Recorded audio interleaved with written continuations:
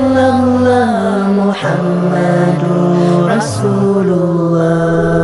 Ya Allah, ya Allah, size benzer ko ya Allah. بسم اللہ الرحمن الرحیم. قابل احترام ناظرین، السلام علیکم. آج کی اس مجلس میں آپ کا خیر مقدم. آج ہم دور جدید کے ایک بہت ہی اہم مسئلے یعنی مرد اور عورت کی مساوات پہ غور کریں گے. اسلام اس معاملے میں کیا کہتا ہے؟ عرصے دراز تک عورتوں کو دبا کر کچل کے رکھا گیا، ان کو ان کے حقوق سے محروم کیا گیا، یہاں تک کہ اسلام کے آنے سے پہلے یونان میں اور روم میں اس بات پہ بحث ہوتی تھی کہ عورتوں کو روح ہے بھی یا نہیں، یا وہ کوئی سب ہیومن ٹائپ کی اسپیشیز یعنی انسانوں سے کمتر درجے کی کوئی مخلوق ہیں. اسلام جب آیا تو اس نے عورت اور مرد دونوں کو مساوات کا سبق دیا. اللہ تعالیٰ قرآن مجید میں ارشاد فرماتا ہے انی لا اضیع عمل عامل منکم من ذکر او انثی بعضکم من بعض. میں کسی عمل کرنے والے کے عمل کی جزا کو برباد نہیں کرتا، چاہے وہ مرد ہو یا عورت، تم ایک دوسرے سے ہو. کیا فرمایا؟ میں انسانوں کے عمل کو دیکھتا ہوں، مرد کون ہے عورت کون ہے یہ نہیں دیکھتا. جو شخص بھی نیک عملی اختیار کرے گا چاہے مرد و عورت ہو، میں اس کو اس کے اجر کو ضائع نہیں کرتا. مرد اچھا کام کرے گا اسے بدلہ ملے گا، عورت اچھا کام کرے گی اس کو بدلہ ملے گا. تو اس طریقے سے اسلام نے اس بات کا فیصلہ کر دیا. پھر آپ قرآن مجید کا مطالعہ کر کے دیکھیے تو اس میں آپ کو جگہ جگہ یا ایھا الناس، اے انسانوں، یا بنی آدم، اے آدم کی اولاد، یا ایھا الذین آمنوا، اے وہ لوگ جو ایمان لائے ہو، اس طرح کے الفاظ، اس طرح کا تخاطب جگہ جگہ آپ کو ملے گا. یا ایھا الناس، سارے انسان مراد ہیں، ان میں مرد بھی ہیں اور عورتیں بھی ہیں. یا بنی آدم، اے آدم کی اولاد، مرد بھی ہیں عورتیں بھی ہیں. یا ایھا الذین آمنوا، اے وہ لوگ جو ایمان لائے ہو، مرد بھی مراد ہیں عورتیں بھی مراد. سچی بات یہ ہے کہ زندگی کی گاڑی کو جو دو پہیے ہیں، ایک مرد ایک عورت ہے، دونوں مل کے چلاتے ہیں. اگر کسی گاڑی میں صرف ایک ہی پہیہ ہو آپ چلائیں تو صرف وہیں گھومتا رہے گا. یہ اللہ تعالیٰ کی مصلحت. اور یہ بھی دیکھیے، خاص کر وہ لوگ جو کہتے ہیں کوئی خدا نہیں ہے، اس پہ غور کرنا چاہیے ان کو کہ اللہ تعالیٰ جتنے مرد پیدا کرتا ہے اتنی عورتیں پیدا کر رہا ہے. ایک بیلنس ہے. ہاں انسان گڑبڑ کر رہا ہے. ہمارے ملک ہندوستان میں بھی اس طرح کی گڑبڑ ہو رہی ہے. سیکس ریشیو جسے کہتے ہیں، یعنی صنفی تناسب بگڑتا جا رہا ہے. ہمارے ہاں کچھ ریاستیں، پنجاب ہے، ہریانہ ہے، اس طرح کی ریاستیں ہیں، راجستھان ہے، جہاں پر بچیوں کو پیٹ میں ہی مارا جا رہا ہے. نتیجہ کیا ہو رہا ہے؟ وہ جو سیکس ریشیو ڈسٹرب ہوتا جا رہا ہے. وہاں پر شادی کرنے کے لیے، گھر بسانے کے لیے لڑکیاں نہیں مل رہی ہیں. اسلام اس کا شدید مخالف. اسلام کہتا ہے کہ قیامت کے دن جس بچی کو مار دیا گیا اس سے پوچھا جائے گا وَإِذَا الْمَوْءُودَةُ سُئِلَتْ بِأَيِّ ذَنبٍ قُتِلَتْ. جس بچی کو قتل کیا گیا تھا اس سے پوچھا جائے گا تیرا کیا قصور تھا، تجھے کس قصور پہ مار دیا گیا. مرد عورت دونوں کی ہم کو ضرورت. مرد عورت دونوں مل کر سماج کو آگے بڑھاتے. یہ دوسری بات ہے کہ مرد کو اللہ تعالیٰ نے کچھ صلاحیتیں اور خاصیتیں دی ہیں، عورتوں کو کچھ صلاحیتیں اور خاصیتیں دی. مومن مردوں کے بارے میں سورہ توبہ کی ایک آیت ہمیں اپنے سامنے رکھنی چاہیے. والمؤمنون والمؤمنات بعضهم اولیاء بعض یأمرون بالمعروف وینہون عن المنکر ویقیمون الصلاۃ ویؤتون الزکاۃ ویطیعون اللہ ورسولہ اولئک سیرحمہم اللہ. اللہ پر ایمان لانے والے مرد اور اللہ پر ایمان لانے والی عورتیں ایک دوسرے کے ساتھی، دوست، سپورٹر اور حامی و ناصر ہیں. کیا کرتے ہیں یہ نیکی کا حکم دیتے ہیں، برائیوں سے روکتے ہیں. یعنی نیکی کی قوتوں کو پروان چڑھانا، نیکیوں کو دنیا میں عام کرنا اور برائیوں سے لڑنا، برائیوں کا خاتمہ کرنا، یہ مومن مردوں کا بھی کام ہے، مومن عورتوں کا بھی کام. یہ نماز قائم کرتے ہیں اور زکوٰۃ دیتے ہیں. نماز عورتوں کے لیے رعایت دی گئی ہے کہ چونکہ ان پہ گھروں کی ذمہ داری ہوتی ہے، بچوں کی ذمہ داری ہوتی ہے، اس لیے وہ لازماً مسجد میں آ کر فرض نماز پڑھیں ضروری نہیں، وہ گھر پہ نماز پڑھ سکتے ہیں، بلکہ اس کو ایک معنی میں ترجیح دی گئی ہے. لیکن یہ بھی ہے کہ اگر کوئی عورت مسجد میں آ کر نماز پڑھے تو اللہ کے رسول کا ارشاد ہے کہ اللہ کی بندیاں اللہ کے گھروں میں آئیں تو روکو مت، منع مت کرو۔ نبی کریم صلی اللہ علیہ وسلم کے زمانے میں عورتیں بھی نماز میں آتی تھیں، اور عید کی نماز میں تو آپ نے کہا ہے کہ عورتوں کو بھی لے کر آؤ، یہاں تک کہ جن عورتوں کے لیے ان کچھ خاص دنوں میں نماز نہیں ہے، حائضہ عورتیں، ان کو بھی آپ نے عیدگاہ لانے کا حکم دیا ہے، وہاں ان کو لے کر آؤ۔ عورتوں کو اگر ہم بالکل تمام چیزوں سے کاٹ دیں گے تو ان کی تربیت نہیں ہوگی، ان کی تعلیم نہیں ہوگی۔ اس طریقے سے فرمایا جا رہا ہے کہ مومن مرد اور مومن عورتیں یہ ایک دوسرے کے حامی و ناصر ہیں، یہ نیکی کا حکم دیتے ہیں، یہ برائیوں سے روکتے ہیں، یہ نماز قائم کرتے ہیں، زکوٰۃ دیتے ہیں۔ زکوٰۃ دینا اس معاملے میں اللہ تعالیٰ ایک اور جگہ قرآن مجید میں ارشاد فرماتا ہے کہ جو مردوں نے کمایا ہے وہ ان کا ہے، جو عورتوں نے کمایا ہے ان کا ہے۔ عورت کے مال پہ مرد قبضہ نہیں کر سکتا ہے، عورت کا مال عورت کے پاس رہے گا، عورت ہی اس کو خرچ کرے گی، عورت کے پوزیشن میں ہوگا، عورت ہی اس کو انویسٹ کرے گی، ڈیولپ کرے گی۔ مرد جو اس کی مدد کرنا چاہے کر سکتا ہے، لیکن اس پہ قبضہ کر لینا۔ اور آج ہمارے ہاں جہیز کے جو مسائل پیدا ہوئے ہیں، کیوں پیدا ہوئے ہیں؟ مرد سمجھتا ہے کہ عورت کی کوئی حیثیت نہیں، عورت کی پراپرٹی میری پراپرٹی، عورت کے مال پہ قبضہ کر لیتا ہے، حرام ہے یہ حرام۔ تو چنانچہ فرمایا گیا کہ یہ مومن عورتیں وہ ہوتی ہیں جو زکوٰۃ دیتی ہیں، ان کا مال ان کا ہے، اس مکان پہ اپنا قبضہ برقرار رکھنا، اس مال کو انویسٹ کرنا، اس مال کو بڑھانا، اس کی زکوٰۃ دینا ان کی ذمہ داری ہے۔ وَيُطِيعُونَ اللَّهَ وَرَسُولَهُ، مومن مرد اور مومن عورتیں اللہ تعالیٰ کی اور اللہ تعالیٰ کے رسول کی مخلصانہ اطاعت کرتے ہیں۔ اللہ تعالیٰ کہتا ہے اولئک سیرحمہم اللہ، یہ لوگ ہیں، یہ مرد اور یہ عورتیں جن کو اللہ تعالیٰ اپنی رحمتوں سے نوازے گا۔ اس طریقے سے دیکھ رہے ہیں آپ کہ مردوں پہ جیسے ذمہ داریاں ڈالی گئی ہیں، عورتوں پر بھی اسی طریقے سے ذمہ داریاں ڈالی گئی ہیں۔ ایک اور بات، پیدائش کے لحاظ سے بھی مرد اور عورت مساوی ہیں۔ اللہ جس کو چاہتا ہے مرد بناتا ہے، جس کو چاہتا ہے عورت بناتا ہے۔ یہ ہمارے اختیار تمیزی سے اس کا تعلق نہیں ہے۔ میں اگر مرد بن گیا ہوں تو میں نے مرد بننا چاہا، یہ بات نہیں۔ کوئی خاتون اگر عورت بن گئی ہیں، انہوں نے عورت بننے کو ترجیح دی، نہیں، یہ اللہ کی مرضی۔ اللہ تعالیٰ نے اس طریقے سے ایک سسٹم رکھا ہے، اتنے مرد پیدا کریں گے، اتنی عورتیں پیدا کریں گے، اتنے بھائی ہوں گے، اتنی بہنیں ہوں گی، اتنے شوہر ہوں گے، اتنی بیویاں ہوں گی، اور یہ سب ایک خاندان بنا کر، ایک سماج بنا کر زمانے کو آگے بڑھا کر لے جانے کی کوشش کریں گے۔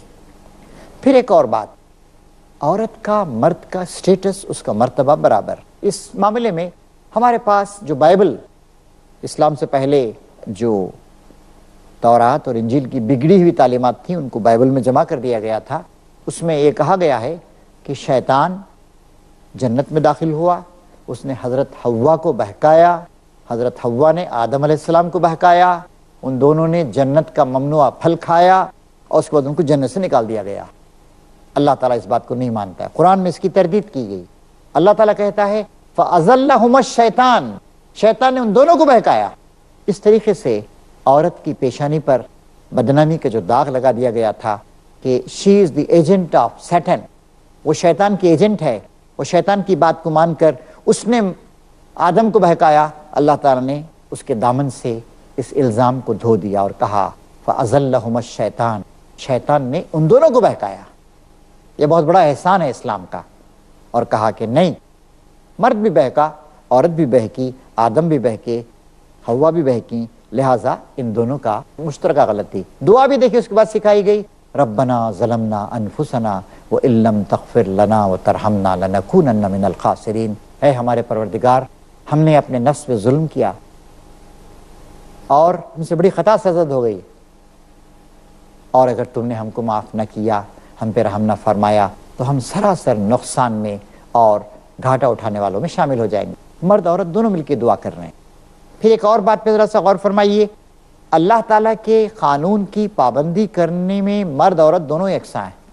مردوں کو بھی حکم دیا گیا، عورتوں کو بھی حکم دیا گیا کہ اخلاص کے ساتھ اللہ تعالیٰ کے احکام پہ عمل کرو۔ قرآن مجید میں جتنے احکام آئے ہیں وہ سب عام ہیں، مردوں کے لیے بھی عورتوں کے لیے بھی، اور مرد یا عورت جو بھی تقوی اختیار کرے گا، نیک رویہ اختیار کرے گا، اللہ تعالیٰ اسے اجر سے نوازے گا۔ ایسا نہیں ہے کہ یہ مرد ہے تو اسے زیادہ دیا جائے گا، یا عورت ہے تو اسے کم دیا جائے گا۔ اللہ تعالیٰ کے پاس یہ بے انصافی نہیں ہے، یہ بے انصافی ہے تو آپ کے پاس ہے، آپ نے کیا ہے، اللہ تعالیٰ اس لیے ذمہ دار نہیں۔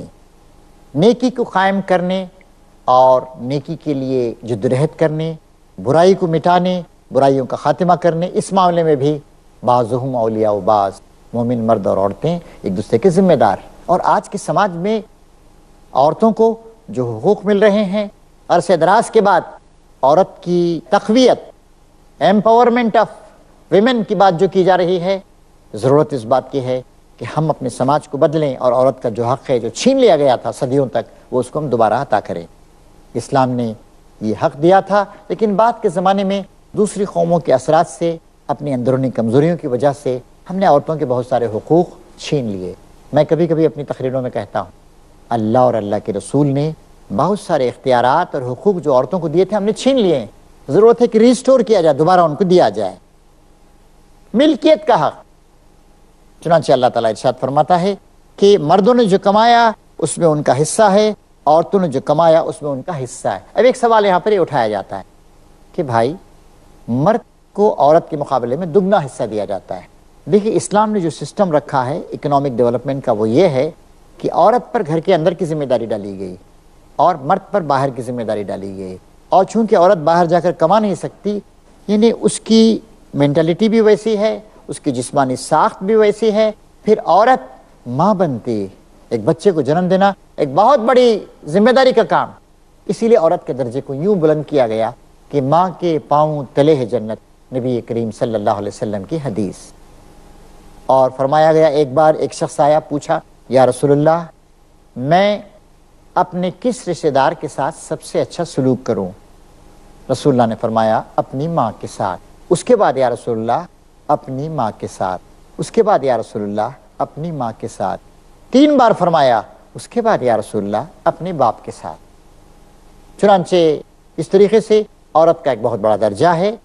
چنانچہ اللہ تعالیٰ ارشاد فرماتا ہے کہ مردوں نے جو کمایا اس میں ان کا حصہ ہے، عورتوں نے جو کمایا اس میں ان کا حصہ ہے۔ اب ایک سوال یہاں پر یہ اٹھایا جاتا ہے کہ بھائی مرد کو عورت کے مقابلے میں دگنا حصہ دیا جاتا ہے۔ دیکھیے اسلام نے جو سسٹم رکھا ہے اکنامک ڈیولپمنٹ کا، وہ یہ ہے کہ عورت پر گھر کے اندر کی ذمہ داری ڈالی گئی اور مرد پر باہر کی ذمہ داری ڈالی گئی، اور چونکہ عورت باہر جا کر کما نہیں سکتی، یعنی اس کی مینٹلٹی بھی ویسی ہے، اس کی جسمانی ساخت بھی ویسی ہے، پھر عورت ماں بنتی، ایک بچے کو جنم دینا ایک بہت بڑی ذمہ داری کا کام، اسی لیے عورت کے درجے کو یوں بلند کیا گیا کہ ماں کے پاؤں تلے ہے جنت، نبی کریم صلی اللہ علیہ وسلم کی حدیث۔ اور فرمایا گیا ایک بار ایک شخص آیا، پوچھا یا رسول اللہ میں اپنے کس رشتہ دار کے ساتھ سب سے اچھا سلوک کروں؟ رسول اللہ نے فرمایا اپنی ماں کے ساتھ، اس کے بعد یا رسول اللہ اپنی ماں کے ساتھ، اس کے بعد یا رسول اللہ اپنی ماں کے ساتھ، 3 بار فرمایا، اس کے بعد یا رسول اللہ اپنے باپ کے ساتھ۔ وراثت کے معاملے میں فرق کیوں کہ عورت کو جو کچھ ملتا ہے اس کے مقابلے میں مرد کو دگنا ملتا ہے؟ اس کی وجہ یہ ہے کہ کمانے کی اور خرچ کرنے کی ذمہ داری مرد پہ ڈالی گئی۔ شوہر پر یہ ذمہ داری ہے کہ وہ اپنی بیوی کا پورا خرچ چلائے، اپنے خاندان کا خرچ چلائے۔ بیوی نے اگر کچھ کمایا ہے، ظاہر ایک فطری بات ہے کہ بیوی اس پیسے کو کیا کرے گی، مرد عورت دونوں مل کر خاندان کو چلائیں گے، لیکن اگر عورت یہ کہے کہ میں اس پیسے کو صرف اپنے پاس رکھوں گی، میں خاندان پہ خرچ نہیں کروں گی، تو عورت کو اس بات کا اختیار ہے۔ اسی لیے مرد کو عورت کے مقابلے میں دگنا حصہ دیا گیا ہے، چونکہ پوری کی پوری معاشی ذمہ داری اس پہ ڈالی گئی۔ اب ایک اور پوائنٹ، عورت کوئی جائز پیشہ اختیار کر سکتی ہے، ملازمت کر سکتی ہے، البتہ اسلام عزت کو، عفت کو، پاکیزگی کو، پاک دامنی کو بہت زیادہ اہمیت دیتا ہے۔ اسلام میں بد نظری کی اجازت نہیں ہے، بدکاری کی اجازت نہیں ہے، زنا کے لیے بہت زبردست سزا مقرر کی گئی، اور عورتیں ولنریبل ہوتی ہیں۔ آج آپ جانتے ہیں ہمارے سماج میں عورتوں کو طرح طرح کی تکلیفیں دی جا رہی ہیں، فوج تک میں وہ محفوظ نہیں ہیں، سیکسول ہراسمنٹ کے مختلف کیسز ہوتے رہتے ہیں۔ اس لیے اسلام عورتوں کو کام کرنے کی اجازت دیتا ہے، لیکن مناسب پروٹیکشن کے تحت، اور عورتوں مردوں کا آزادانہ میل ملاپ، ان کا ہنسی مذاق کرنا، اور عورتوں کی طرف لوگوں کا گھور گھور کے دیکھنا، عورتوں کی حسن سے اپنی آنکھوں کو سینکنا، اسلام اس کی ہرگز اجازت نہیں دیتا ہے۔ لیکن ظاہر ہے عورتیں جو پیشہ اختیار کرنا چاہیں، جو تجارت کرنا چاہیں، کر سکتی ہیں۔ ہمارے سامنے بڑی روشن مثال آتی ہے، نبی کریم صلی اللہ علیہ وسلم کی مثال۔ آپ نے جن خاتون سے شادی کی سب سے پہلی آپ کی بیوی حضرت خدیجہ وہ ایک تجارت کرنے والی خاتون تھیں، اور وہ حضور کے عقد میں آئیں۔ حضور جب اسلام کے داعی بنے تو سب سے پہلے اسلام قبول کیا اور اپنی ساری دولت اسلام کے راستے میں لگا دی، بلکہ حضور ان کے ہاں پہلے ملازم تھے اور ان کی طرف سے تجارت کرتے تھے۔ تو اس طریقے سے عورت کو ملازمت کرنے وغیرہ وغیرہ کی پوری اجازت ہے۔ معاشرتی قدر و منزلت کے معاملے میں بھی عورتیں اور مرد برابر، چنانچہ نہ مرد دوسرے مردوں کا مذاق اڑائیں کیونکہ ہو سکتا ہے کہ ان سے بہتر ہوں، اور نہ عورتیں دوسری عورتوں کا مذاق اڑائیں کیونکہ ہو سکتا ہے ان سے بہتر ہو۔ مذاق اڑانا، کیریکٹر اسیسینیشن کرنا، غیبت کرنا، چغلیاں کھانا، کسی کی تحقیر کرنا، کسی کے عیبوں کی ٹوہ میں لگنا، تجسس کرنا، کسی سے دشمنی کرنا، بغض کرنا، یہ مردوں عورتوں دونوں پر اس چیز کو حرام قرار دیا گیا ہے۔ پھر شریک حیات کا انتخاب، کسی عورت کی شادی اس کی اجازت کے بغیر نہیں کی جا سکتی، بلکہ شادی کے بارے میں جیسے ہم دیکھتے ہیں ہندوستان میں کنیا دان، یعنی اپنی کنیا کو اپنی بیٹی کو دان دے دیا، اسلام میں کنیا دان کا تصور نہیں ہے۔ اسلام یہ کہتا ہے کہ نکاح ایک معاہدہ ہے، ایک طرف اس میں شوہر ہے، ایک طرف اس میں بیوی۔ ایک خاتون اپنے باپ یا اپنے ولی کے ذریعے سے اپنے آپ کو پیش کرتی ہے نکاح میں، اور شوہر کہتا ہے کہ میں نے قبول کیا، I accept her as my legally wedded wife، میں اسے اپنی بیوی کی حیثیت سے قبول کرتا ہوں، اور پھر ساری ذمہ داری مرد پر منتقل ہو جاتی ہے۔ کسی عورت کو اس کی مرضی کے بغیر کسی کے نکاح میں نہیں دیا جا سکتا ہے۔ نبی کریم صلی اللہ علیہ وسلم کا طریقہ بھی یہ تھا کہ آپ بیویوں سے مشورہ لیتے تھے، آپ ان کے کاموں میں ہاتھ بٹاتے تھے، آپ کو ان کا احترام کرتے تھے۔ مشہور واقعہ ہے، ایک بار نبی کریم صلی اللہ علیہ وسلم اور حضرت عائشہ دونوں ایک خالی میدان تھا وہاں پر دوڑے۔ آپ کو عجیب سا لگے گا کہ اللہ کے نبی دوڑ رہا ہے، لیکن اس وقت حضور ذرا آپ کا بدن بھاری تھا، حضرت عائشہ ہلکی پھلکی تھیں، تو عائشہ نکل گئی۔ حضرت عائشہ کہا میں ریس میں فرسٹ آ گئی۔ پھر چند سال کے بعد ایسا ہوا کہ دوبارہ حضور نے کہا کہ چلو عائشہ آج پھر دوڑیں۔ حضرت عائشہ ذرا اس وقت موٹی ہو گئی تھیں، بھاری بھرکم ہو گیا تھا بدن، وہ پیچھے رہ گئیں، حضور آگے بڑھ گئے۔ حضور نے کہا کہ عائشہ آج میں نے تمہارے اس دن کا آج میں نے بدلہ لے لیا، آج برابر ہو گئے ہم دونوں۔ تو اس طریقے سے حضور کا رویہ اپنی بیویوں کے ساتھ رہا کرتا تھا۔ اسی طریقے سے اولاد کی حفاظت، اس کی تربیت کے سلسلے میں بھی لڑکا لڑکی دونوں برابر، بلکہ لڑکی کی تربیت پر زیادہ ثواب کا وعدہ کیا گیا ہے۔ یہ بھی فرمایا رسول اکرم صلی اللہ علیہ وسلم نے، جس نے 3 بیٹیوں کی پرورش و پرداخت کی اور اپنے بیٹوں کے مقابلے میں ان کو نیچا نہیں سمجھا، تعلیم و تربیت سے نوازا اور ان کو بیاہ دیا، تو میں اس کے لیے جنت کی ضمانت دیتا ہوں۔ جو صحابی تھے انہوں نے پوچھا یا رسول اللہ اگر 2 ہی بیٹیاں ہوں تو؟ آپ نے کہا 2 بیٹیوں پر بھی میں جنت کی ضمانت دیتا ہوں۔ ابن عباس جو اس حدیث کے راوی ہیں وہ کہتے ہیں کہ وہ شخص چلا گیا، لیکن مجھے یقین ہے کہ اگر وہ پوچھتا کہ 1 بیٹی، تب اس پر بھی حضور کہتے میں جنت کی ضمانت دیتا ہوں۔ اسی طریقے سے عبادت کے معاملے میں، نیکی اور بھلائی کے معاملوں میں، ہر معاملے میں مرد اور عورت برابر۔ ہاں، عورت پر ایک بڑی ذمہ داری ڈالی گئی جس کا میں نے ذکر کیا، عورت ماں بنتی ہے۔ اس معاملے میں ایک حدیث ہمارے سامنے آتی ہے، اللہ تعالیٰ نے ماؤں کی بے عزتی کرنا یا ماؤں کی نافرمانی کرنا یہ تم پہ حرام قرار دیا ہے۔